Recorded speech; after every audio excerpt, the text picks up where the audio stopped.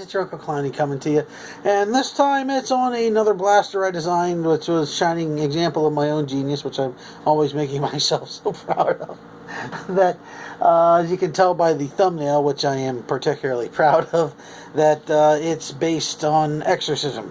There's the dark end of things like video games and things like that. We have like the Hell Knight or whatever that uses the gun that exorcises stuff, or comic books was always kind of a cool thing, so I decided to build one. It's not completely done. It's like 98, 96, 5% done. I'm just kind of done building it. I'm to the point where I need Grievel's bits and bobs in order to make it complete and find the exact quote that I was looking for to have it on the side of the blaster. So it's in no part right here. I got an old rosary hanging out the back. It is missing the cross.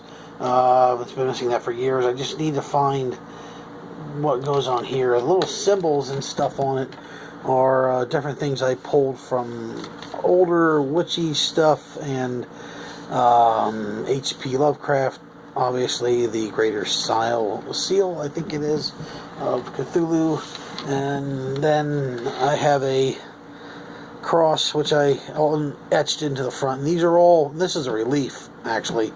I used my Dremel, I bought a new one to make it reliefed out of the barrel, and then painted everything gold. It's done in the old style wood and gunmetals and things like that. Of course, it does not have an orange tip, but like I said, it's more of a loadout kind of thing that I did. And I did build another one of these before. I built it off the Motorhead blaster, and I learned a lot, especially about placement of the trigger on that, which in this one was a little more difficult because I have a box well for the spring. Instead of using an extension spring, I use a compression spring, and it works it's a stock one. It works fine, but the extension spring worked better. But I couldn't remember how I put it in there. Plus, I don't have any more of those springs laying around. I threw most of that stuff out when I moved in. It does have one little extra grill thing into it, and the front of it is encased with, or I guess scripted in or carved in, some lettering around the front, and that literally just says, I think it's in the Cthulhu text, "Back to Hell."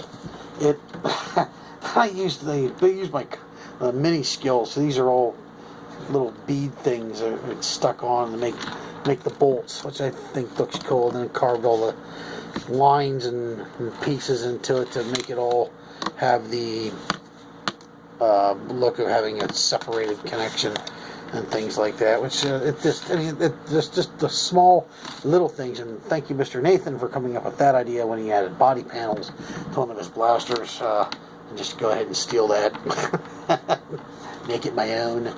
It's exceedingly more comfortable than the Motorhead blaster is, or was. It's a little buggy with the beads here, but you know, who cares? You managed to shorten the grip and get it into a better position, so it has a much more fluid feel to it. And the stock internals are what it has, so it's not absurdly powerful. It may or may not be brassed by the time this comes out, and apparently it doesn't want to take the dart that I'm trying to shove into it here, which is ridiculous. It's one of the, there we go, on the Elite or whatever type darts, the AccuDarts, and yeah, it doesn't like AccuDarts at all. It's the only thing I had in reach for me. Well, it does do short darts a lot nicer, so that's why I'm hoping that maybe brassing it will come out. I do, once again, like I said, just enjoy building these kinds of things, and this is part of what's going to become a loadout, or at least a decent battle belt, until I figure it out and get the rest of it done. As I continue it on, I will post updates of what goes on to it, and maybe some hero pictures of this thing on my Facebook or the Instagram. So if you guys typical stuff. Like, share, subscribe, and like things like this. Like, share, subscribe. And as always, guys, remember, Uncle Clownie's watching. Peace.